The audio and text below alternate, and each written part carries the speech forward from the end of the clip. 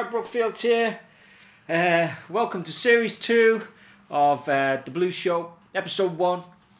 So, I had fun on the first series there. It was kind of hard to keep it going, so I had to take a break there for a few weeks, and then and now I'm kind of come back with these run of kind of lessons, if you like, but they're supposed to be a bit interactive, so feel free to kind of throw some comments down there and let me know what you think of them.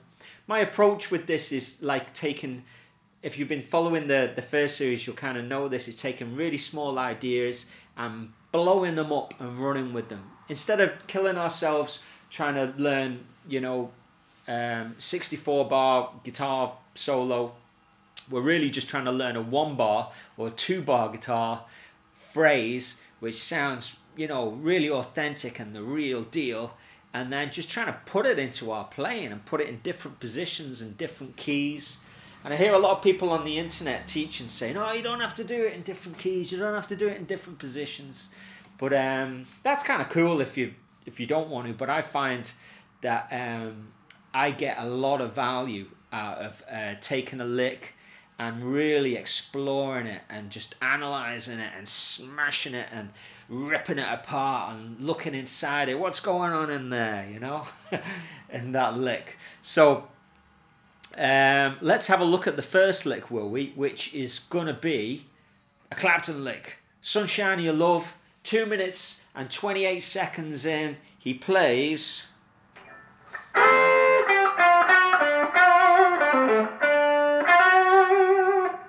which I just kind of love that phrase. I've always loved it, So I'm going to play that really slow there.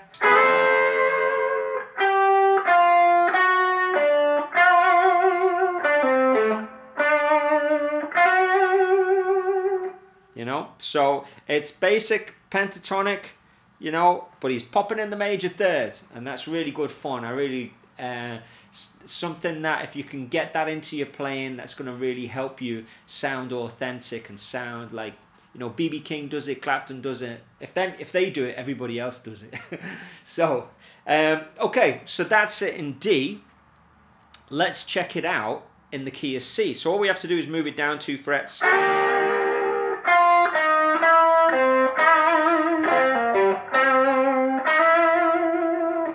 Okay, so that's it in the E form, and I know it kind of like it pops out of the E form into the kind of like the D form momentarily for that double stop.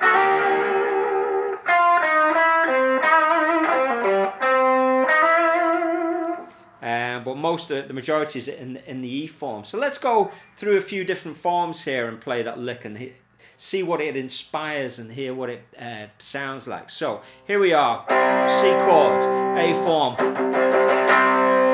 And we can play it like this.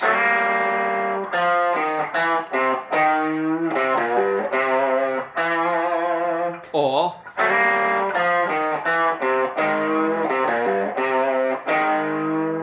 do a bend at the end. So you can slow this down with the little cog at the bottom of the screen, can't you? And check these out. So I'm not going to play them too much. It'd be a bit boring if you're just a casual watcher. But try playing that, because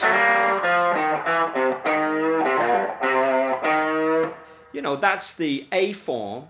And how many licks do you know to play down there? Probably not many. You probably just goof around playing the scale or something, and then wonder why you don't really sound maybe as cool as you want to sound, if you want to sound like Clapton or whatever. So why don't you take a Clapton lick like that and just make it work down there?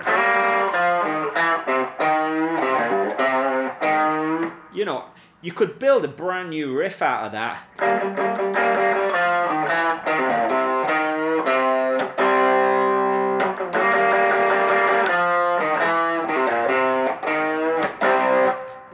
That's not great, but I mean, you improve on that. Okay, so that's playing it in the A form, and you can actually play it slightly higher here.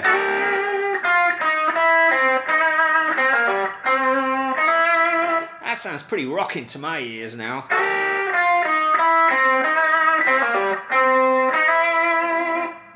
And really emphasizing that major third in that position, so you're learning something. You're really kind of seeing where that major third lives, How about in the G form? Yeah, you've got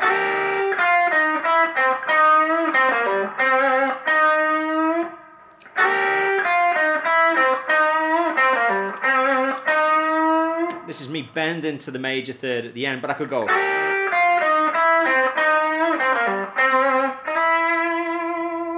It sounds a bit more B.B. King or something, doesn't it? And more kind of a more microtonally precise major thirds, but when you're kind of doing it, it's more of a dirty major third because you're kind of slightly below. If you're into microtonality in the blues, check out my thesis at mikebrookfield.com. You might find that interesting. I did a lot of analysis of different blues vocals and the microtonal content. Back to the job at hand. So we've played it twice in the A form, played it in the G form, and now in the E form is where it lives originally.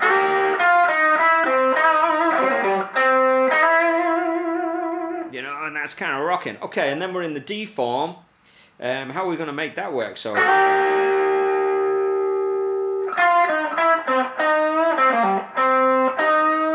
you know, it takes a little bit of thought, but it kind of, you come around to it.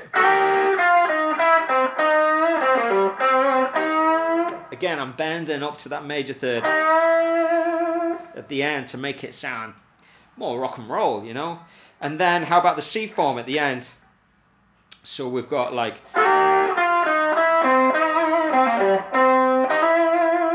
so just to recap all them then, so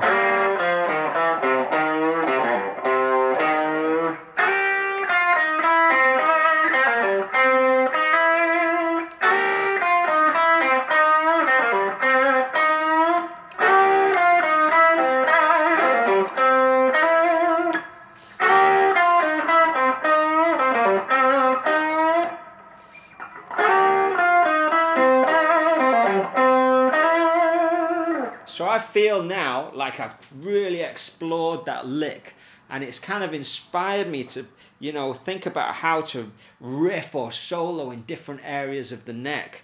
So inspired by that,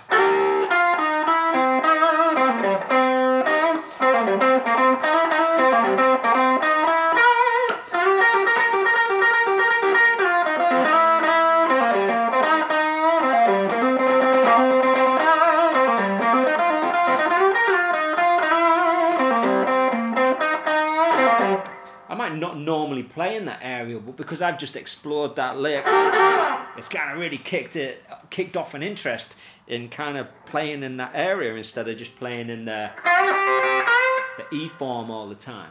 So hopefully you're kind of seeing the benefits of this. Should we check out lick number 2? We're going to do 2 licks a week. That's my idea, and I'm really going to run with Clapton and Stevie Ray Vaughan, if you don't mind. So let's check out a Stevie Ray Vaughan lick. So the lick that I've chosen for this episode 1, Stevie Ray Vaughan, is the Ain't Gonna Give Up on Love.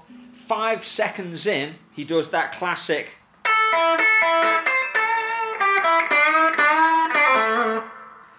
So I'm using my second finger there to do that.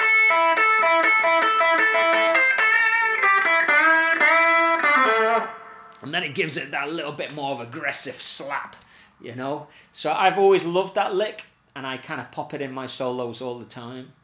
And it either makes me sound authentic, or it makes me sound like I'm trying to copy Stevie Ray Vaughan. I don't know which. Probably a bit of both. But I'll play it slowly in A. It's originally obviously in A, but he down tunes, but you know, let's not get into the tuning thing. I'm just going to play it in A. So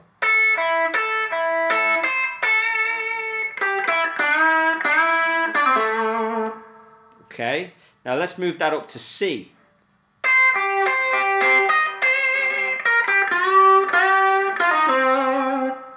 Okay, so the first thing to do is spend a good bit of time just getting into it in C.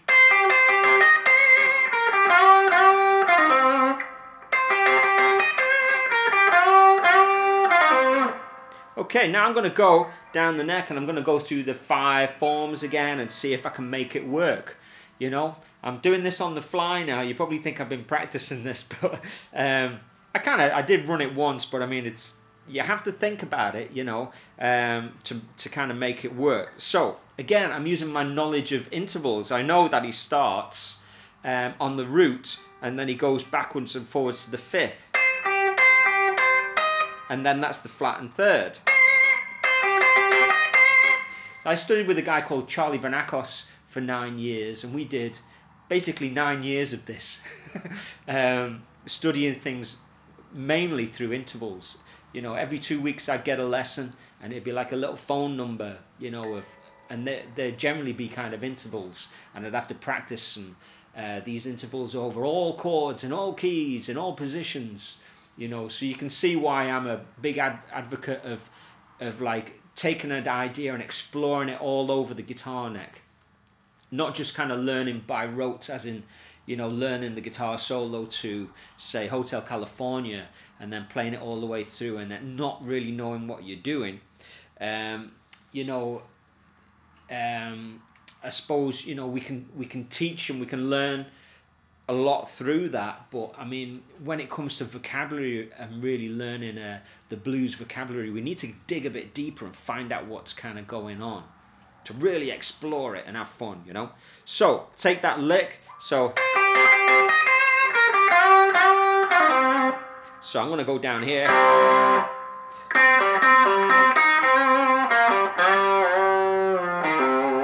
So that's kind of cool.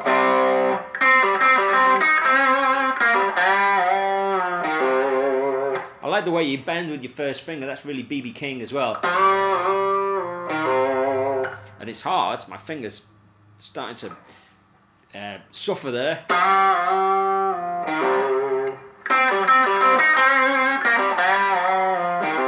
Now usually you'd be probably goofing around, it's not sounding very bluesy, but once you kind of learn a few of those phrases,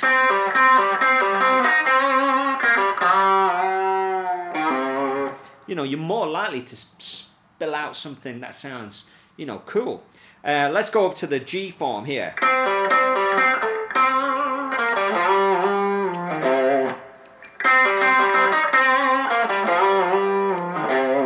Yes, I like that as well.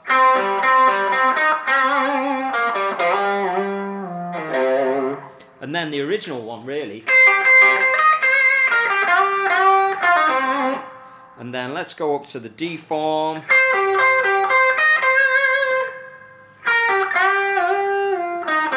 Again, it's making us kind of bend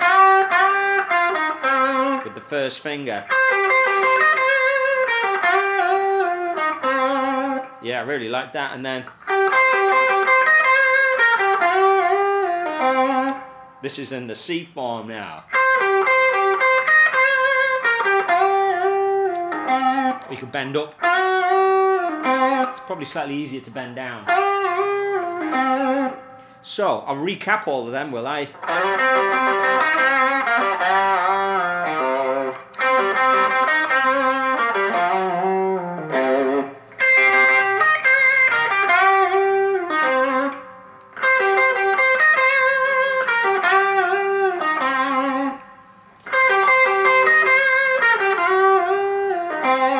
So that has now inspired me to think, hey, that's actually really cool.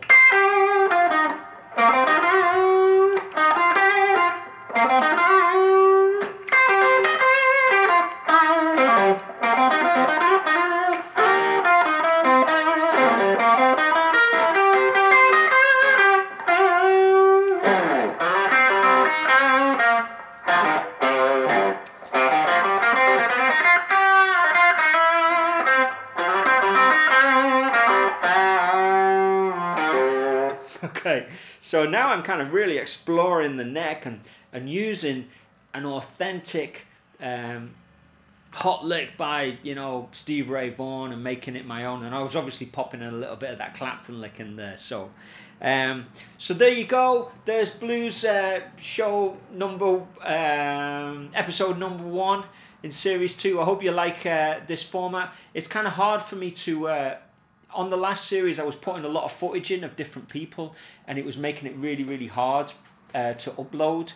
I'd have to go backwards and forwards and edit things out all the time because of the copyright. So I can't do as much, you know, video essay style this time where I'm kind of referencing lots of different records, because I'm essentially just monetizing for other people and spending 2 days doing a video for somebody else to kind of make money out of, I suppose. But not that I'd be making any money out of this, but it's really just to for the ease of upload, and just to know that the content is mine, if you like, and all is kosher. So get stuck into those licks. It's a little bit of fun in it, and see you on the next one. Keep it burning.